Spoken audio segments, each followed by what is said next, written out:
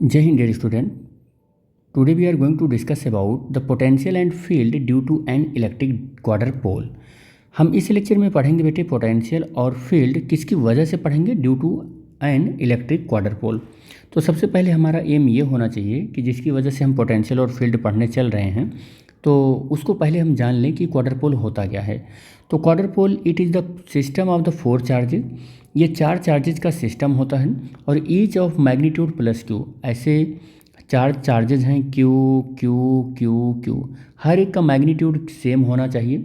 अब ज़रूरी नहीं है कि ये क्यू है तो क्यू ही हो, मान लो 2Q और 2Q और ऐसे 2Q, मतलब जितने भी 4 चार्जेज रहेंगे वो सेम मैग्नीट्यूड के होने चाहिए। मान लो ये 100Q हो गया तो फिर अब ये 100Q 100Q 100Q, it means magnitude इन चारों चार्ज का क्या होना चाहिए, सेम होना चाहिए। बस ये कहने का मतलब है। With the 2 of the positive sign कह रहा है, लेकिन उन 4 चार्जेज में से 2 चार्जेज आपके पॉजिटिव साइन के होने चाहिए, 2 पॉजिटिव के होने चाहिए और 2 हमारे नेगेटिव के होने चाहिए। और उन चारों चार्जेज में जब हम उनको सेपरेट करके अलग अलग जगह पर रखेंगे तो उनका जो सेपरेशन होना चाहिए वो बहुत स्मॉल सेपरेशन होना चाहिए। एंड द सेपरेशन, और उस सेपरेशन को क्या नाम दे रहे हैं, स्मॉल ए नाम दे रहे हैं। क्या नाम दे रहे हैं, small A, between the charges is assume to be very small. चलो दिखाते हैं ये चीज़ बनाकर। हम कह रहा है कि ये जो चार्जेज हैं, ये चार्जेज हैं, मान लो ये प्लस क्यू है और ये है माइनस क्यू और ये माइनस क्यू और ये प्लस क्यू। इन 4 चार्जेज में हमने 2 देखो सेम साइन का लिया है, 2 सेम साइन का लिया है। तो कह रहा है इनको जिस हम चार्जेज को जब अरेंज करते हैं तो बहुत स्मॉल सेपरेशन का डिस्टेंस रखते हैं, ये बहुत स्मॉल सेपरेशन का डिस्टेंस रखते हैं। इस बनावट को हम लोग क्या बोलते हैं, क्वाड्रपोल बोलते हैं, कि ये 2 चार्जेज क्या हों, एक दूसरे के पास हों। अच्छा, इस बनावट को तो हम क्वाड्रपोल बोलते हैं, लेकिन एक चीज़ और समझ लेना कि अगर हम डाइपोल मोमेंट की बात करें इसके, तो डाइपोल मोमेंट माइनस से प्लस की ओर आता है तो इसका डाइपोल मोमेंट इधर है, और इसकी बात करें तो इसका डाइपोल मोमेंट इधर है।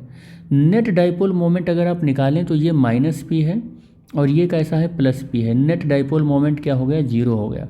नेट चार्ज अगर आप निकालें तो क्यू इज इक्वल टू क्या हो जाएगा, नेट चार्ज अगर आप निकालें तो Q net is equal to, तो ये भी 0 हो जाएगा। तो अगर चार्ज 0 हो गया तो नेट इलेक्ट्रिक फील्ड भी क्या हो गई, 0 हो गई। नेट की बात कर रहा हूँ, नेट चार्ज की वजह से, ठीक है, नेट चार्ज की वजह से की बात कर रहा हूँ। द 2 इलेक्ट्रिक डाइपोल अरेंज्ड, कह रहा है 2 इलेक्ट्रिक डाइपोल क्या है, अरेंज करते हैं। 2 इलेक्ट्रिक डाइपोल, ये है पहला हमारा इलेक्ट्रिक डाइपोल और ये दूसरा इलेक्ट्रिक डाइपोल। 2 इलेक्ट्रिक डाइपोल हम अरेंज करते हैं और सच अ बे, इस तरीके से हम उसको अरेंज करते हैं that they almost cancel electric field. इस तरीके से उनको अरेंज करते हैं कि वो एक दूसरे की इलेक्ट्रिक फील्ड को क्या कर देते हैं, कैंसिल कर देते हैं। क्योंकि डाइपोल की वजह से अगर मैं इलेक्ट्रिक फील्ड एक्सियल पॉइंट पर बात करूं तो E is equal to K2P upon R3, ये इस वाले डाइपोल की वजह से होगा, और सेम इतना ही इसकी वजह से होगा, दूसरे वाले की वजह से ठीक इतना ही होगा। और दोनों एक दूसरे का नेचर क्या है, इसकी वजह से इंटेंसिटी ऑफ इलेक्ट्रिक फील्ड मान लो कि इधर आ गया, इसकी वजह से इधर आ गया, तो दोनों क्या करेंगे, कैंसिल करेंगे intensity of electric field, equal and opposite, तो नेट इलेक्ट्रिक फील्ड 0 हो जाएगा। कह रहा है कि each of the other distant point of the card quadrupole, कह रहा है इसी को क्वाड्रपोल कहते हैं। अच्छा, एक बात और बता दूं आपको, क्वाड्रपोल ज़रूरी नहीं है कि ऐसे ही बनाए जाएं, क्वाड्रपोल ज़रूरी नहीं है कि ऐसे ही बनाए जाएं, कि ऐसे रखा जाए ऐसे और फिर ऐसे ही रखे जाएं। क्वाड्रपोल हम ऐसे भी बना सकते हैं, ये पैरेलल रख कर भी क्वाड्रपोल बना सकते हैं। ये स्मॉल ए डिस्टेंस स्मॉल ए प्लस क्यू माइनस क्यू, और यहाँ से फिर कितना हो जाएगा, माइनस क्यू और प्लस क्यू, ये भी क्वाड्रपोल ही होगा। हम ऐसे भी रख कर बना सकते हैं कि प्लस क्यू और माइनस क्यू, ये क्वाड्रपोल हो जाएगा। ऐसे भी रखकर हम क्वाड्रपोल बना सकते हैं, ये प्लस क्यू और ये माइनस क्यू हो जाएगा। ये भी हमारा क्वाड्रपोल ही है कि इसके बीच का डिस्टेंस स्मॉल डी और इसके बीच का डिस्टेंस स्मॉल ए। तो ऐसे भी अरेंजमेंट हम बना सकते हैं क्वाड्रपोल का, ये भी अरेंजमेंट है क्वाड्रपोल का, ये भी अरेंजमेंट है क्वाड्रपोल का, और क्वाड्रपोल का ये अरेंजमेंट भी है, ऐसे बना दें, ऐसे बना दें, किसी भी तरीके से हम अलाइन कर सकते हैं कि इसके बीच का डिस्टेंस डी है और ये स्मॉल है, ये माइनस क्यू और ये प्लस क्यू और ये प्लस क्यू और ये माइनस क्यू, तो ये सब क्वाड्रपोल है। बस आपको कितना याद रखना है कि सिस्टम ऑफ 4 चार्जेज, हर एक का मैग्नीट्यूड क्यू है, जिसमें 2 पॉजिटिव चार्जेज होंगे और 2 नेगेटिव चार्जेज होंगे, स्मॉल सेपरेशन डिस्टेंस पर रखा जाएगा, तो हम इसको क्या बोल देंगे, क्वाड्रपोल बोल देंगे। बस यही क्वाड्रपोल है, ठीक है बेटे। आगे बढ़ते हैं हम लोग टॉपिक में, कुछ प्रॉपर्टी और फार्मूले को देख लेते हैं। क्वार्टर पोल को हम कैपिटल क्यू से रिप्रेजेंट करते हैं और इसका जो फॉर्मूला होता है वो Q is equal to small Q into A square, जहाँ स्मॉल क्यू है वो ये 4 चार्जेज का जो अरेंजमेंट होता है, 4 चार्जेज का जो अरेंजमेंट होता है उनमें से plus Q into plus Q होता है। तो इनमें से कोई भी एक चार्ज आप रख लो और इनके बीच का ये जो स्मॉल सेपरेशन है, स्मॉल इन ये डिस्टेंस रख लो बस ये, और इसका स्क्वायर कर लो, इसका स्क्वायर कर लो तो मिल जाता है आपको क्वार्टर पोल मोमेंट मिल जाता है। क्वार्टर पोल एक ऐसा एविडेंस देता है कि टोटल चार्ज जीरो होता है, मैंने शुरुआत में ही बताया कि नेट चार्ज जीरो होता है, so that monopole moment is zero. इसकी वजह से नेट मोनोपोल मोमेंट क्या हो जाता है, जीरो हो जाता है। Total dipole moment of the system zero होता है, मैंने शुरू में ही बताया कि इसका आप मान लो माइनस क्यू, इसका क्या लेते हो, इसका आप क्या लेते हो, पी लेते हो, और इसका क्या लोगे, पी लोगे, दोनों अपोजिट डायरेक्शन में है, इसका इधर कैंसिल कर देंगे तो डाइपोल मोमेंट जीरो होता है। But quarter pole has potential, आज हाँ ये भी याद रखना कि क्वार्टर पोल का नेट ये सब जीरो हो रहा है, फिर भी इसके लिए पोटेंशियल और फील्ड हम कैलकुलेट करने चल रहे हैं। तो क्यों होगा ये फील्ड और पोटेंशियल क्यों होगा, तो but quarter pole has the potential, quarter pole के पास पोटेंशियल तो होता है, जबकि देख रहे हो कि हर एक पैरामीटर जीरो हो रहा है नेट। तो क्यों होता होगा, because of the interaction between its quarter pole moment, कह रहा है इसलिए होता है क्वार्टर पोल के पास पोटेंशियल, क्योंकि इनके बीच में इंट्रैक्शन होता है। किनके किनके बीच में इंट्रैक्शन होता है, इलेक्ट्रिक क्वार्टर पोल मोमेंट के बीच में और इलेक्ट्रिक फील्ड ग्रेडियंट के बीच में। जब इलेक्ट्रिक फील्ड ग्रेडियंट यानी कि चार्ज के आसपास जो विसिनिटी है आसपास, इलेक्ट्रिक फील्ड ग्रेडियंट और क्वार्टर पोल मोमेंट के बीच में जब इंट्रैक्शन होगा, इंट्रैक्ट करेगा, तो इसी वजह से उसके पास क्या होता है, पोटेंशियल होता है, इसी वजह से उसके पास पोटेंशियल होता है। तो हमारा एम जो था वो एम ये था कि हम क्वार्टर पोल की वजह से ये पता करें कि पोटेंशियल कितना होता है और फील्ड कितना होता है। तो सबसे पहले तो हम यही कर लें कि हमारे पास एक क्वार्टर पोल होना चाहिए, तो क्वार्टर पोल हम बनाकर और उस फार्मूले को ड्राइव करते हैं। तो हमारे पास ये एक पोल है, यहाँ पर ऐसे बना लेते हैं हम, और एक ये है, ये चार्ज हो गया,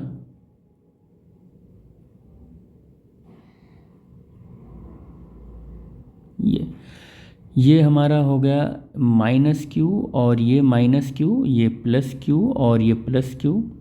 ये पॉइंट ए कहलाएगा, ये पॉइंट बी कहलाएगा, इस पॉइंट को नाम दे रहे हैं ओ, ठीक है।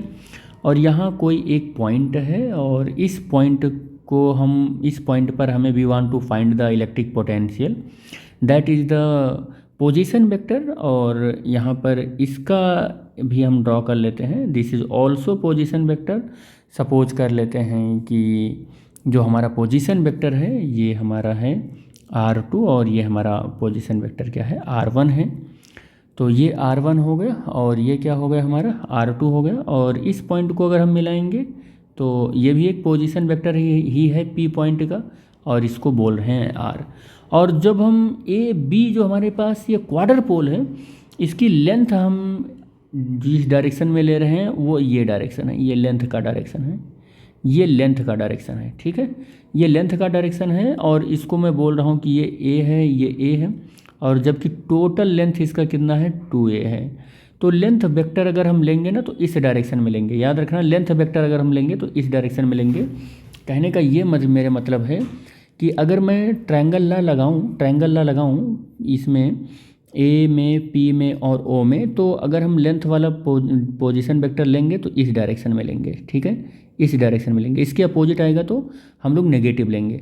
तो यहाँ पर मैंने आपको बता दिया कि ये मेरा ओ पॉइंट है और ये मेरा कितना है, थीटा एंगल है, ये थीटा एंगल है, ठीक है। ये सारी बातें हमने कर ली।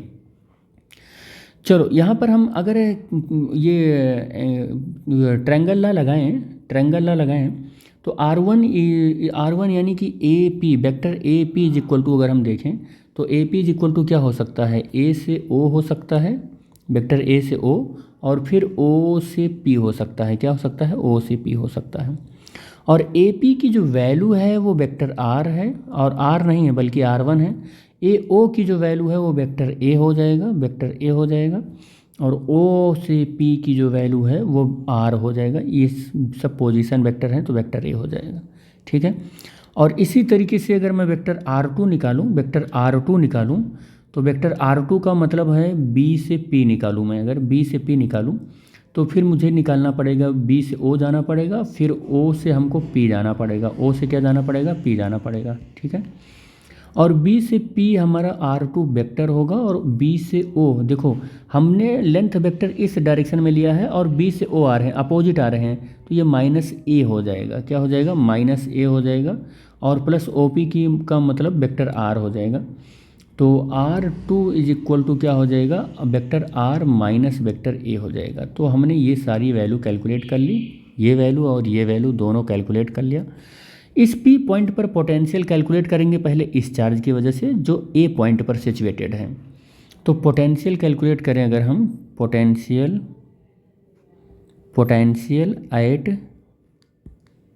Eight P due two plus Q charge which is situated at A, जो A पॉइंट पर सिचुएटेड है। तो अगर यहाँ पर पोटेंशियल कैलकुलेट करेंगे तो VA इज इक्वल टू 1/4πε0, और Q प्लस में है तो प्लस अपॉन R1 हो जाएगा, और 1/4πε0 बेटा, और फिर इंटू Q अपान वेक्टर R1 का मॉड हम ले लेंगे। तो ये कितना हो जाएगा, इसका मॉड अगर आप लोगे, R1 का मॉड लोगे आप, तो vector A plus vector R हो जाएगा, और R2 का मॉड लोगे बेटे आप तो vector R minus vector A हो जाएगा। तो R1 की जो वैल्यू हो जाएगी वो वैल्यू यहाँ से रख देंगे, तो vector A plus R vector हो जाएगा। ठीक है, अब देखो यहाँ पर ये दोनों पॉइंट इतना पास होते हैं कि अगर मैं इसके नेट चार्ज की बात करूँ तो ये एक दूसरे के ऊपर ही ओवरलैप्ड होते हैं, तो ये नेट चार्ज जो होंगे वो -2Q हो जाएंगे। क्या हो जाएंगे, -2Q हो जाएंगे। तो अगर हम इस -2Q की वजह से P पॉइंट पर पोटेंशियल कैलकुलेट करें तो हम यहाँ लिखेंगे कि potential at P due to -2Q charge which is situated at O, जो O पॉइंट पर रखे हुए हैं। तो VO इज इक्वल टू 1/4πε0 हो जाएगा, और इंटू -2Q अपान, और इसका पोजीशन वेक्टर क्या हो जाएगा, R हो जाएगा, और ये वेक्टर आप ऐसे लगा लो। ठीक है, और याद रखना कि अगर मैं वेक्टर R का पोजीशन लूँ तो ये R ही कहलाएगा। ठीक है, अब इसी तरीके से मैं पोटेंशियल कैलकुलेट करता हूँ कि potential at P due two plus Q charge which is situated कहाँ पर सिचुएटेड है, ये सिचुएटेड एट B पॉइंट पर। देखो ये plus Q charge B point पर है, प्लस Q चार्ज कहाँ पर है, B पॉइंट पर है ये, और P पॉइंट पर हमको इसकी वजह से पोटेंशियल कैलकुलेट करना है। R2 डिस्टेंस है, तो VB कितना हो जाएगा, 1/4πε0, और प्लस Q की वजह से कैलकुलेट करना है, और BPR2 वेक्टर हो जाएगा। और पॉइंट चार्ज की वजह से जो पोटेंशियल होता है वही फार्मूला हम लेकर चल रहे हैं। किसी पॉइंट की वजह से जो फार्मूला होता है पोटेंशियल चार्ज का, V is equal to 1/4πε0Q/R, यही फार्मूला हम बेस बनाकर लेकर चल रहे हैं। और इसी देखो ये -Q चार्ज अगर क्वाड्रर पोल छोड़ दें कॉन्सेप्ट, तो +Q या -Q जो भी चार्ज हो, ये एक पॉइंट चार्ज ही तो है जिसकी वजह से P पॉइंट पर पोटेंशियल कैलकुलेट होगा, तो वही हम लेकर चल रहे हैं। तो हम यहाँ पर V 1/4πε0 और इंटू Q अपान R2 की जो वैल्यू आपने कैलकुलेट की है वो वैल्यू रखो, ये value R vector -A vector, ये वैल्यू आपने कैलकुलेट कर रखी है। ठीक है, तो अब आप क्या कर सकते हो कि आपने हर एक चार्ज की वजह से पोटेंशियल तो लिखे ही लिया है। अब नेट पोटेंशियल देखो, इस A की वजह से, O की वजह से, B की वजह से P पॉइंट पर नेट पोटेंशियल कैलकुलेट करो आप। तो हमारा नेक्स्ट एम क्या होना चाहिए कि net potential at point P due to the all charges which is form जो क्या बना रहे हैं, which is form क्वाडर पोल, जो क्या बना रहे हैं, क्वाड्रर पोल बना रहे हैं। जो क्वाड्रर पोल बना रहे हैं उन्हीं चार्जेस की वजह से पोटेंशियल कैलकुलेट करेंगे। तो ये हम स्फेरिकल कोऑर्डिनेट में अगर हम सॉल्व करें तो B net is equal to हो जाता है आर इंटू थीटा, और वी ए भी हो जाएगा, वी वी भी हो जाएगा, और वी ओ भी हो जाएगा। और वी ए की जो वैल्यू है वो आया है इतना, कितना आया है, 1/4 pi epsilon naught Q upon small R plus A आया है। और ये मॉड लगेगा, क्या लगेगा, मॉड लगेगा। और प्लस बी, बी कितना आया है, ये आया है 1/4 pi epsilon naught Q upon R2 की जो वैल्यू है vector R minus vector A, ये आया है। और वी ओ की ये वैल्यू आई है, ये वैल्यू आई है 1/4 पाई एप्सिलॉन नॉट, और माइनस के साथ होगा क्योंकि यहाँ माइनस है। इसको अगर आप लिखोगे तो -1/4 पाई एप्सिलॉन नॉट और into 2q upon mod of R, ये हो जाएगा।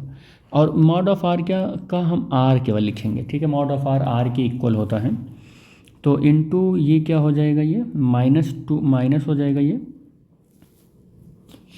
और 2q/r हो जाएगा। अब इसको सॉल्व कर लो, बस सॉल्व कर लो बस। अब तो V R comma theta is equal to, देखो q/4 पाई एप्सिलॉन नॉट सब जगह से कॉमन हो जाएगा, कॉमन कर लेते हैं तो यहाँ बचेगा 1/r प्लस ए बचेगा। ये r प्लस क्या बचने वाला है, आर ए बचेगा, ये वेक्टर लगा लो आप।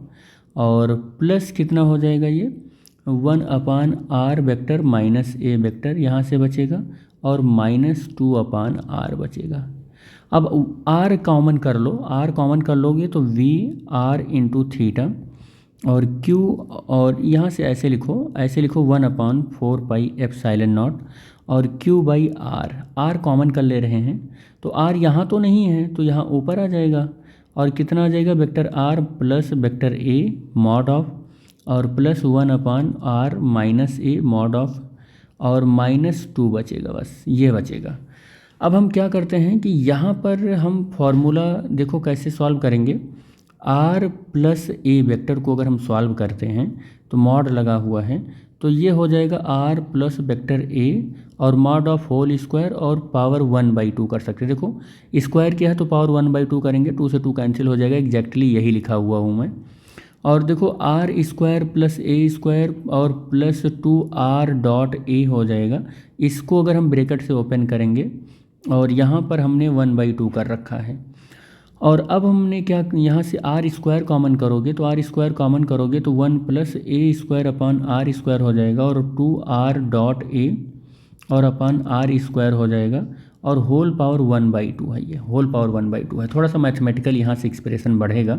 आर स्क्वायर बाहर करोगे 1/2 है तो ये आर आ जाएगा, और 1 प्लस, देखो यहाँ से थोड़ा सा और हम यहाँ ऐसे करते हैं, 1 प्लस, देखो ये ब्रैकेट हो जाएगा आर ए स्क्वायर और R square plus 2r dot A और अपान में आर स्क्वायर और होल पावर 1/2। इस पूरे टर्म को आप क्या मान लो, इस पूरे टर्म को आप मान लो के, मान लिया, या मान लो x मानोगे तो ज़्यादा समझ में आएगा। तो देखो ये पूरा टर्म कितना हो गया, 1 plus X to the power 1/2 हो गया। और हम जानते हैं बायनोमियल एक्सपेंशन कि 1 plus X to the power n is equal to 1 plus N X plus N minus 1 upon factorial 2 into X square N minus 1, और क्या जानते हैं n-2 इंटू फैक्टोरियल 3 और into x³ plus dot dot dot and so on. अब अगर आपने इसको पूरे को x माना है तो यहाँ पर अगर आप वैल्यू रखेंगे, अच्छा अभी इसको पूरा ऐसे मत रखो, ऐसे मत रखो, ये किसके इक्वल टू चल रहा था, ये R1 मॉड इक्वल टू चल रहा था, यानी कि R1 मॉड का मतलब होता है R1 लिखा हुआ है, यहाँ से क्या हो गया R1, यहाँ से क्या चल गया R1 चल गया। तो यहाँ से थोड़ा सा एक स्टेप और बढ़ा लो तब करो, ये एक बायनोमियल एक्सपेंशन करो आप, एक स्टेप और बढ़ा के तब बायनोमियल एक्सपेंशन करते हैं। देखो R1 अपान R हो जाएगा और equal to 1 plus A square plus R square और plus 2 into R dot A vector और अपान आर स्क्वायर ये और होल पावर 1/2। और एक स्टेप और बढ़ा के करेंगे, इसको रेसिप्रोकल कर देंगे, R अपान R1 कर देंगे और 1 प्लस क्या हो जाएगा ए स्क्वायर अपॉन आर स्क्वायर और फिर कितना हो जाएगा plus 2r dot A vector और अपॉन आर स्क्वायर हो जाएगा। इसको ऐसा कर लो आप, ऐसा कर लो कि ये यहाँ से हो जाएगा और ये होल पावर -1/2 कर दिया। हमने जब इसको रेसिप्रोकल किया तो R/R1 किया ना, तो ये पावर भी माइनस में कर दिया हमने, ये माइनस में कर दिया। एक चीज़ और मैं बता दूं कि अगर मैं इस इक्वेशन को लिखता हूँ तो 1/4πε0Q/R, और देखो ये R हमने लिख दिया है, और ये किसकी वैल्यू है, ये किसकी वैल्यू है, R+A किसकी वैल्यू है, R+A, ये R1 की वैल्यू है, जिसको हम क्या लिख सकते हैं, R1 लिख सकते हैं, वेक्टर हटा दो तो यही मैग्नीट्यूड ही लिख सकते हैं। तो हमने यहाँ पर कोशिश जो की है वो देखो क्या है कि ये R1 है और प्लस ये R/R2 है और -2 है। एग्जैक्टली यही वैल्यू हम कैलकुलेट कर रहे हैं, यही वैल्यू कैलकुलेट कर रहे हैं, ठीक है। तो हम इसको क्या करते हैं, इसी 1+nx इसी बाइनोमियल एक्सपेंशन से ओपन करेंगे तो R/R1 हो जाएगा, और 1 प्लस, देखो अगर मैं ये लगाता हूँ तो पहले तो ये लिखूँगा -1/2, माइनस क्या लिखूँगा 1/2, और ब्रैकेट में ये पूरा जो हमने x मान रखा है तो इसको लिखेंगे 1+a²/x², क्या लिखेंगे 1 प्लस नहीं रहेगा, ये x रहेगा, a² + x² और प्लस 2r.a और R², ये वैल्यू, और फिर प्लस रहता है n(n-1), यानी कि -1/2 -1/2 और इंटू x² का मतलब a²/x² और प्लस 2r.a वेक्टर लगा के और r², इसका होल स्क्वायर कर देंगे, ठीक है। और फिर प्लस देखो n(n-1) -1/2 और -1/2 -1 और -1/2 -2 और फिर x का क्यूब है, देखो x का क्यूब मतलब इस पूरे टर्म का होल क्यूब करो, तो a²/x² प्लस 2r.a और R², और इस पूरे टर्म का क्या करना है, हमको क्यूब कर देना है, पूरे टर्म का क्यूब कर देना है। और R/R1 इज इक्वल टू, थोड़ा सा ये लेंदी हो जाएगा मैथमेटिकल एक्सप्रेशन, 1 माइनस, देखो 1 - 1/2 को अंदर ले जाएंगे तो ये कितना हो जाएगा, a² - x² हो जाएगा, और माइनस यहाँ से माइनस हो जाएगा 2r.a और R² हो जाएगा, और प्लस यहाँ देखो ये माइनस, यहाँ से माइनस कॉमन हो जाएगा, ये माइनस प्लस हो जाएगा, ये प्लस हो जाएगा, और देखो ये -1/2 और -3/2 हो जाएगा, 2 × 2 3 -3/2 हो जाएगा और /2, तो ये माइनस प्लस हो जाएगा और 3/8 हो जाएगा, 2 × 2 4 8, तो ये 3/8 हो जाएगा, मिटा दो ये सब पूरा। और ये यहाँ पर होल स्क्वायर है तो होल स्क्वायर को ओपन करोगे तो a² की जगह पर a⁴ x⁴ और प्लस और 2, और देखो R.a का होल स्क्वायर हो जाएगा, a² + b² होता है तो ये 4 हो जाएगा, और R.a का होल स्क्वायर हो जाएगा, मॉड लगा के इसका होल स्क्वायर हो जाएगा, और इंटू a² और ये क्या हो जाएगा R⁴ और इंटू x² हो जाएगा। a² नहीं, गड़बड़ हो रहा है, ये देखो a² करो, इसका a² हो गया, b² 4 हो गया, और R.a का होल स्क्वायर R⁴ हो गया, प्लस 2 × 2 = 4 हो गया, a² x² हो गया, और R.a हो जाएगा, और R⁴ 2 हो जाएगी, देखो a² x² और 2 × 2 = 4 हो जाएगा, R.a और R², ठीक, ये ओपन हमने ब्रैकेट ये कर दिया, ठीक है। और फिर यहाँ से देखो ये माइनस यहाँ लगा देंगे, और ये -3/2, देखो 1/2 3/2 और फिर 5/2 कितना हो जाएगा 5/2, और यहाँ से माइनस कॉमन हुआ, यहाँ माइनस कॉमन हुआ, प्लस और ये माइनस फिर माइनस, तो 15 और ये 8 हो जाएगा, और फैक्टोरियल 3 है तो फैक्टोरियल 3 का ये हो जाता है, तो 15 और 8 × 3 = 24 दोनों 48 हो गया, तो ये 15/48 हो जाएगा, ठीक है। और देखो इसको कैंसिल भी तो कर सकते हैं, 3 × 5 = 15 और 3 × 1 = 3, 3 × 6 = 18, 3 × 6 = 18, 5/16 भी तो लिख सकते हैं, 3 × 5 = 15 और 16 × 3 = 48, ठीक, 5/16 भी लिख सकते हैं, 5/16 हो जाएगा, यहाँ से 5/16, और यहाँ से देखो ब्रैकेट में ये क्यूब है, ये इसको ओपन करो, इसको ओपन करोगे तो पहले a³ होता है, यानी कि a² का होल क्यूब, ठीक है, और फिर होता है b³ का मतलब 8 हो जाएगा, और R.a का होल क्यूब हो जाएगा, और फिर R⁴ हो जाएगा तो ये 6 हो जाएगा, a³ + b³ और प्लस 3a² b होगा, क्या होगा 3a² b होगा, तो 3a² b का मतलब हो गया कि 3a² का मतलब हो गया a⁴ x⁴ और b का मतलब हो गया 2 × r.a और अपान r² और फिर प्लस कितना हो जाएगा 3b² है, 3 हो जाएगा, b² का मतलब हो जाएगा 2 × 4 और r.a इसका होल स्क्वायर और r⁴ और इंटू a²/x² हो जाएगा और plus dot dot dot dot ऐसे चला जाएगा। अब ये सारा ओपन करोगे, एक चीज़ और मैं आपको यहीं लगे हाथ बताते चलूँ कि अगर आप देखेंगे तो a हमारा छोटा है, किससे छोटा है, a हमारा छोटा है r के रेस्पेक्ट में, तो r² और बड़ा हो जाएगा a² के रिस्पेक्ट में और r³ तो बहुत ज़्यादा बड़ा हो जाएगा a³ के रिस्पेक्ट में। तो जो हमारी हायर डिग्री है ना, इन a⁴ वाले इन सब को हम एलिमिनेट करते चले जाएंगे। इससे ज़्यादा अगर डिग्री है तो सब को एलिमिनेट करो, यानी a² तक हमको लेना है, इसके बाद की सारी डिग्री को एलिमिनेट करना है। अब एलिमिनेट करोगे तो आपका स्टेप थोड़ा सा यहाँ शॉर्ट हो जाएगा, r/r1 और देखो ये बचेगा 1 - a²/x² बचेगा और -2 r.a को लिख सकते हैं r/a cos थीटा लिख सकते हैं और अपान नीचे r² है और प्लस 3/8। अब देखो ये पूरा टर्म हमारा 0 हो गया क्योंकि हमने बोला कि a² से ज़्यादा वाले टर्म को एलिमिनेट करो, तो ये 0 प्लस यहाँ पर देखो क्या करोगे 4 और यहाँ पर क्या करोगे r² और इंटू a² और cos² थीटा हो जाएगा और अपान में r⁴ हो जाएगा और प्लस, ठीक है। यहाँ पर देखो a² है तो 4a² तो रहेगा r.a r/a cos theta upon r⁴ 2 है यहाँ, तो ये हो जाएगा माइनस। अब यहाँ पर सब जगह पर आप देखो a⁴ से ज़्यादा ही आ रही है, तो पूरे स्टेप को एलिमिनेट करके हमने हटा दिया, हमने। अब देखो r/r1 1 - a²/x² माइनस, देखो एक r यहाँ से कैंसिल होकर एक यहाँ से हो गया कैंसिल, तो 2a cos theta upon r बचेगा और प्लस देखो यहाँ पर क्या बचा कि यहाँ से देखो r² है तो ये r² कैंसिल होकर r² बचेगा यहाँ पर।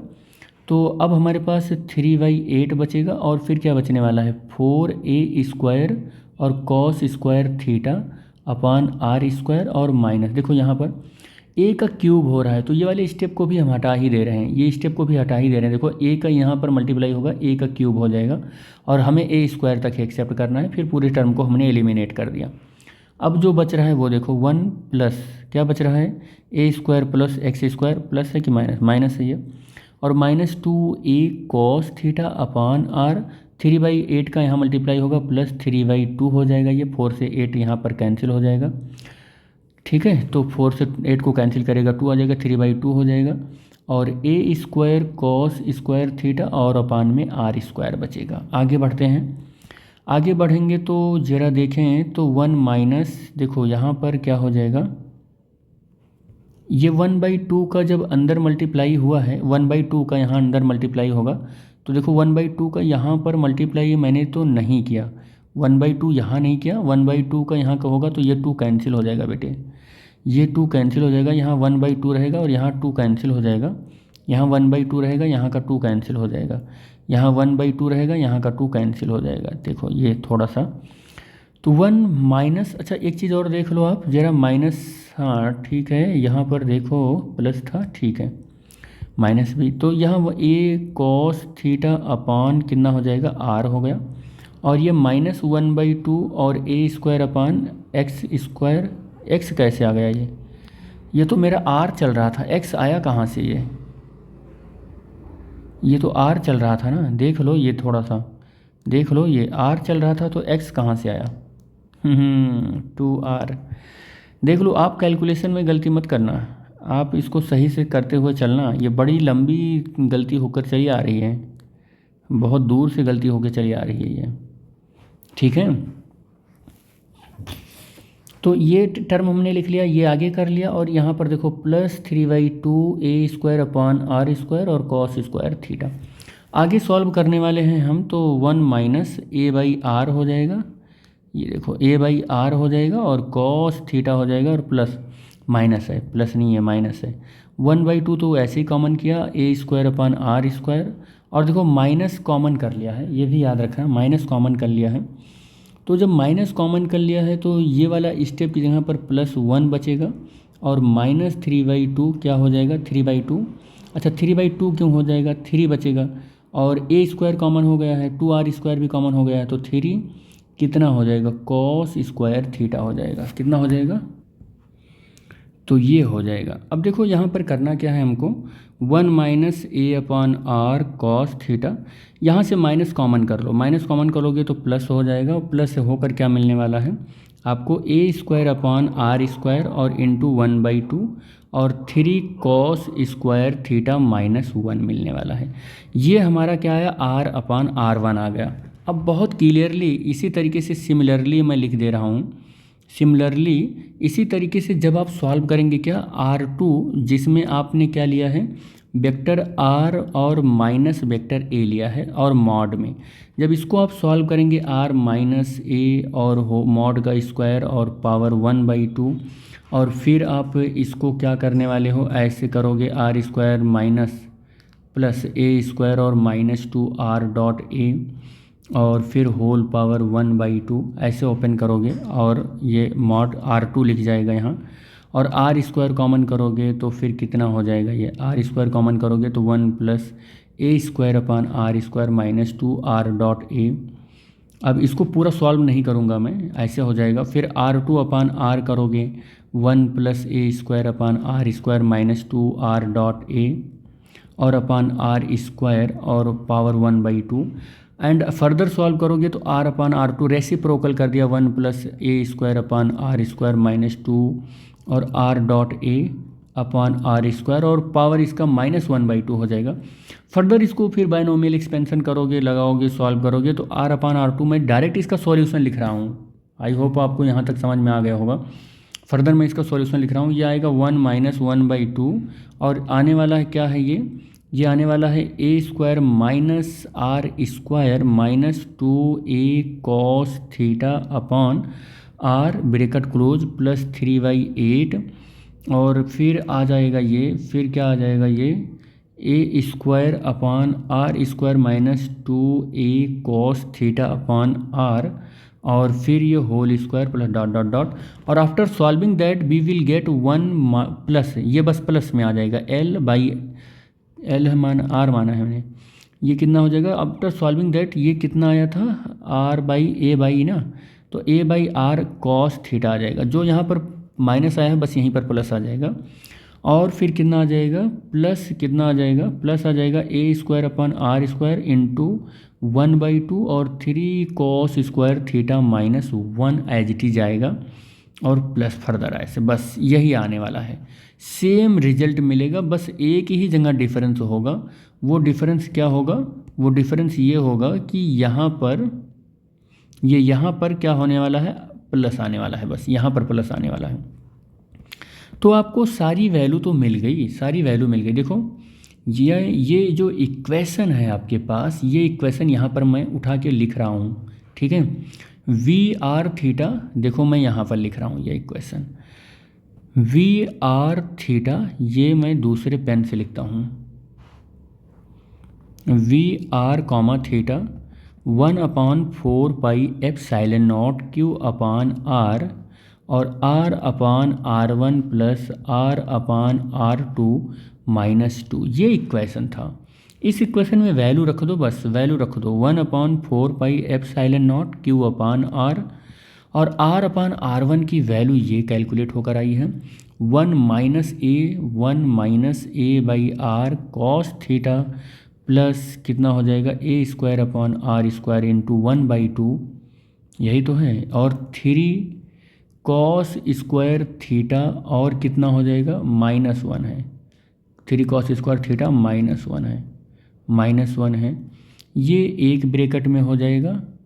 और फिर अब r/r2 की वैल्यू ये कैलकुलेट किया है आपने, तो ये वैल्यू रखोगे तो +1 + a/r cos theta plus a² upon r² into 1/2 3 cos² theta -1, ये वैल्यू रख लिया, डॉट डॉट डॉट और देखो फिर क्या है -2 है, ये ब्रैकेट यहाँ पर ऐसे चलता रहेगा, ब्रैकेट में ऐसे, और फिर -2 हो जाएगा। ठीक है, देखो अगर फर्दर अगर आगे का स्टेप अगर हम यहाँ पर ऐसे लिखें तो ऐसे डॉट डॉट डॉट वो ऐसे आते रहेंगे।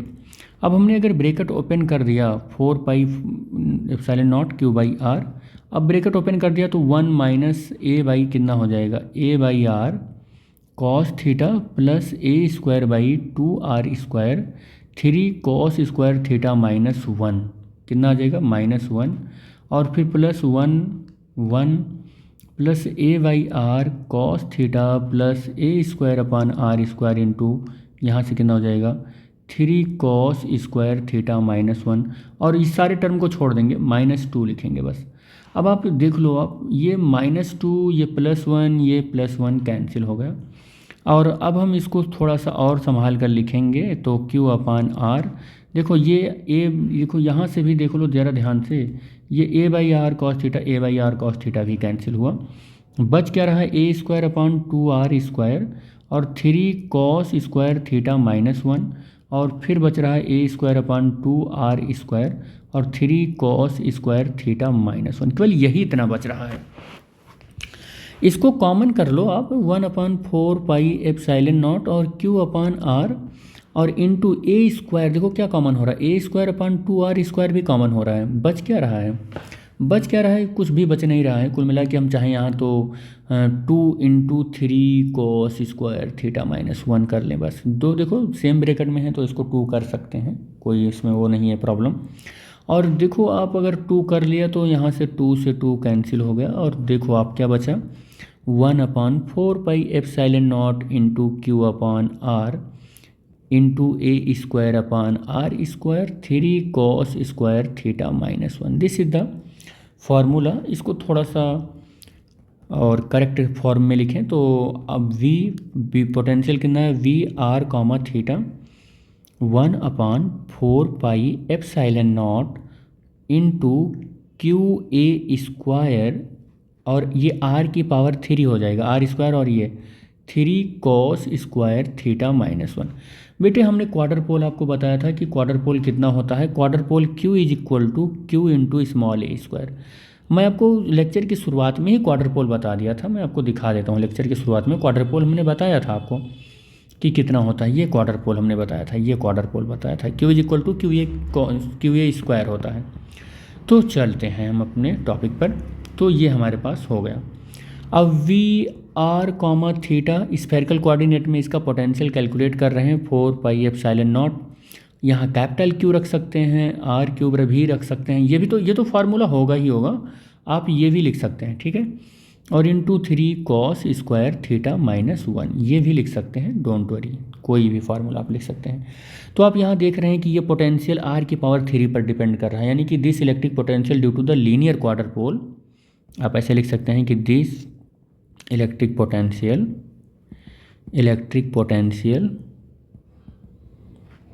Due to a linear quadrupole varies inversely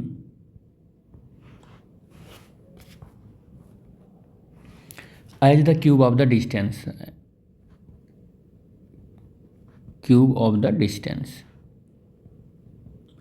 इस तरीके से। और आप देख भी रहे हैं कि VR कॉमा थीटा किस तरीके से इन्वर्सली प्रोपोर्शनल r की पावर 3 पर हो रहा है। एक चीज़ मैं आपको याद भी दिलवा दूं यहाँ पर, तो हमें लगता है कि ठीक भी रहेगा कि अगर मैं यहाँ पर ना होकर यहाँ पर लिख देता हूँ, इधर लिखता हूँ पोटेंशियल, क्या लिखता हूँ, पोटेंशियल, ये इधर लिख रहे हैं पोटेंशियल, और इधर लिख रहे हैं इलेक्ट्रिक फील्ड, और इधर लिख रहे हैं पॉइंट चार्ज की वजह से पोटेंशियल क्या होता है, तो V प्रोपोर्शनल 1/r और E प्रोपोर्शनल 1/r² होता है। डाइपोल की वजह से कितना होता है, डाइपोल की वजह से V प्रोपोर्शनल 1/r² और ये E प्रोपोर्शनल 1/r³ होता है। क्वार्टर पोल की वजह से क्या होता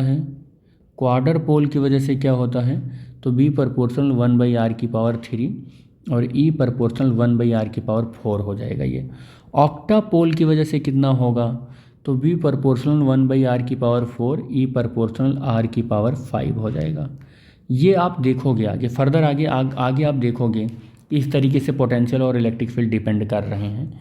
हमने यहाँ पर तो अपना जो मेरा जो लेक्चर था ना, लेक्चर में किसी क्वार्टर पोल की वजह से हमको पोटेंशियल और इलेक्ट्रिक फील्ड कैलकुलेट करना था किसी क्वार्टर पोल की वजह से। तो हमने उसमें से पोटेंशियल कैलकुलेट कर लिया, उसमें से क्या कैलकुलेट कर लिया, पोटेंशियल कैलकुलेट कर लिया। और आप देख रहे हैं किस तरीके से ये कैलकुलेशन हुआ है।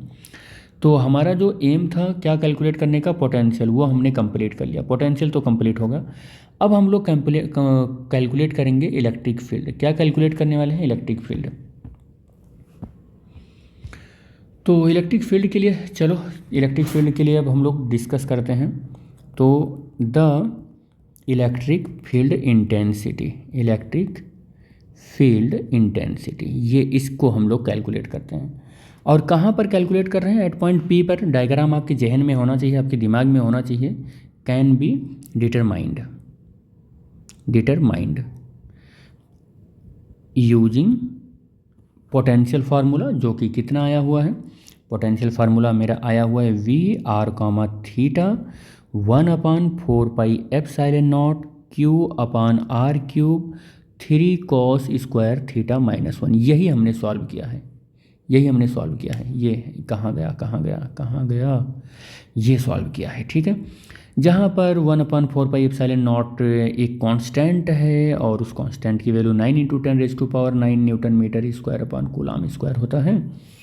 और ये जो Q है ये तो क्वार्टर पोल है, QA² होगा। और R जो है वो डिस्टेंस है क्वार्टर पोल से, जिस पॉइंट पर हम कैलकुलेट करने जा रहे हैं। याद रखना क्वार्टर पोल का डिस्टेंस नहीं है ये R, ठीक है, क्योंकि क्वार्टर पोल के लेंथ पे यहाँ डिपेंडेंसी आ ही नहीं रही है।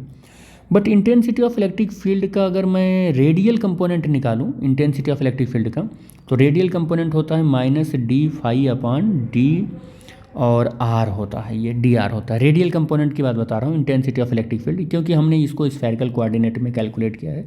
r और थीटा दोनों हैं।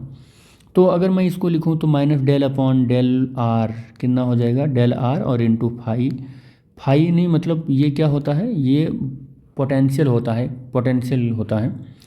तो पोटेंशियल हो जाएगा और -del/del r और इंटू पोटेंशियल और -del/del r। पोटेंशियल का फार्मूला ये इतना लंबा चौड़ा है, 1/4πε0 q/r³ और इंटू 3 cos स्क्वायर थीटा -1 है। और बेटे जितने कांस्टेंट हैं उनको बाहर लिखो, क्योंकि r के रिस्पेक्ट में डिफरेंशिएशन होना है। तो इसके लिए ये पूरी जो वैल्यू मैं बाहर लिख रहा हूँ q और 3 cos स्क्वायर थीटा -1, ये सब कांस्टेंट है। केवल del/ माइनस यहाँ लगा ले रहे हैं, ये वाला del/r ये केवल 1/r³ को डिफरेंशिएट करेगा। -1/4πε0 और यहाँ q लिख लेते हैं और यहाँ 3 cos स्क्वायर थीटा -1 और del/del r r⁻³ का डिफरेंशिएशन होगा। तो ये कितना हो जाएगा, देखो del/del r r⁻³ का डिफरेंशिएशन होगा, -3 आगे हो जाएगा, r⁻³ -1, तो -3 r⁻⁴ -3 r⁻⁴ हो जाएगा। और ये -3 यहाँ देखो माइनस ये यहाँ माइनस है और यहाँ भी माइनस है, तो प्लस हो जाएगा 1/4πε0 और फिर हो जाएगा q/r⁴, ये r⁴ और 3 यहाँ लग जाएगा और 3 cos स्क्वायर थीटा -1, ये ER आ गया। अब जिस तरीके से आपने radial component of electric field calculate किया है, इसी तरीके से आप transverse component of electric field भी कैलकुलेट कर लें। तो E theta is equal to होता है -1/r dv/d थीटा होता है। ये आता है transverse component of electric field आता है, यही फॉर्मूला होता है। तो E theta is equal to -1/r और d/d थीटा इंटू v और -1/r d/d थीटा। और यहाँ पर देखो v की जो वैल्यू है ये कैलकुलेट आपने इतना किया है, ये वैल्यू रख दो आप, ये वैल्यू आप रखोगे ना तो आ जाएगा 1/4πε0 कैपिटल Q/r³ और 3 cos स्क्वायर थीटा -1, ये वैल्यू आपने कैलकुलेट किया। थीटा के रिस्पेक्ट में अब की बार इसका डिफरेंशिएशन होना है, तो यहाँ पर -1/4πε0 into q upon r cube, और ये पहले से एक आर है तो आर की पावर 4 हो जाएगा, तो आर की पावर 4 हो जाएगा। तो यहाँ पर देखोगे d/d थीटा और 3 cos स्क्वायर थीटा -1। अब की बार इस थीटा के रिस्पेक्ट में डिफरेंशिएशन होना है, तो ये सारी वैल्यू कांस्टेंट ट्रीट किए जाएंगे। अब इसी का डिफरेंशिएशन होना है, -1/4πε0 क्यू अपॉन और आर की पावर 4, और इसका डिफरेंशिएशन होगा तो 3 और 2 आगे आ जाएगा, और cos थीटा 2 cos थीटा हो जाएगा, और इंटू अब cos थीटा का होगा तो माइनस साइन थीटा हो जाएगा, साइन थीटा हो जाएगा, और -1 का 0 हो जाएगा। अब ये माइनस और ये माइनस प्लस मिलकर बनाएंगे, और 4πε0 q upon r to the power 4, और 3 को यहाँ लिख लो आप, और 2 sine theta into cos theta sine 2 theta हो जाएगा। क्या हो जाएगा? साइन 2 थीटा हो जाएगा यहाँ से। ठीक है, तो आपका इतना आ गया, ये हमारा आ गया ई थीटा आ गया। अब हम net intensity of electric field लिखें एट पॉइंट पी, तो net electric field at point P अगर हम लिखें, इलेक्ट्रिक फील्ड एट पी लिखें, तो हमारा नेट जो होगा वो ई इज इक्वल टू ई और आर, ई आर और यूनिट वेक्टर आर हो जाएगा, और ई थीटा और यूनिट वेक्टर थीटा हो जाएगा हमारा। ठीक है, यूनिट वेक्टर थीटा हो जाएगा।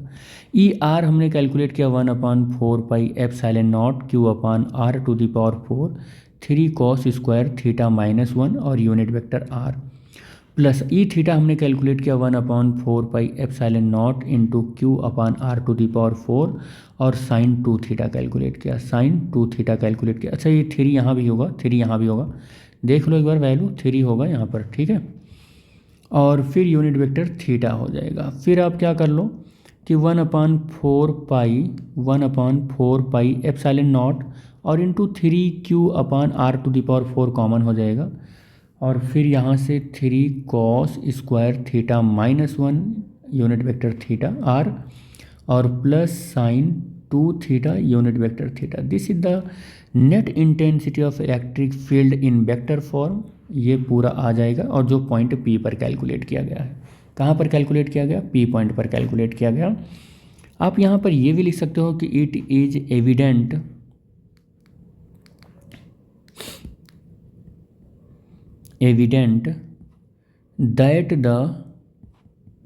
That the electric field intensity varies inversely proportional, किसके आ रहा है आप देख भी रहे होंगे, inversely as fourth power of the distance. एक चीज़ देखो, यहाँ intensity of electric field proportional to 1/r की पावर 4 है। मैंने ये यहाँ पर दिखाने की कोशिश की, यहाँ पर देख लो आर, ये देखो ये प्रोपोर्शनल 1/r की पावर 4। यहाँ पर मैंने लिखा भी, देखो ये जो मैंने लिखा, क्वार्टर पोल की वजह से इंटेंसिटी ऑफ इलेक्ट्रिक फील्ड जो डिपेंडेंसी है आर टू दी पावर 4 के ऊपर डिपेंडेंसी है, और क्वार्टर पोल की वजह से पोटेंशियल की डिपेंडेंसी जो है वो आर की पावर 3 पर है। ऐसे ऑक्टा पोल देखोगे तो potential R to the power 4 आ जाएगा, और जो फील्ड आएगा वो आर टू दी पावर 5 आ जाएगा। तो इस लेक्चर में बस हम लोग यहीं तक बात करेंगे, मिलेंगे नेक्स्ट लेक्चर में किसी और टॉपिक के साथ। Thanks for watching the video, thank you बेटा।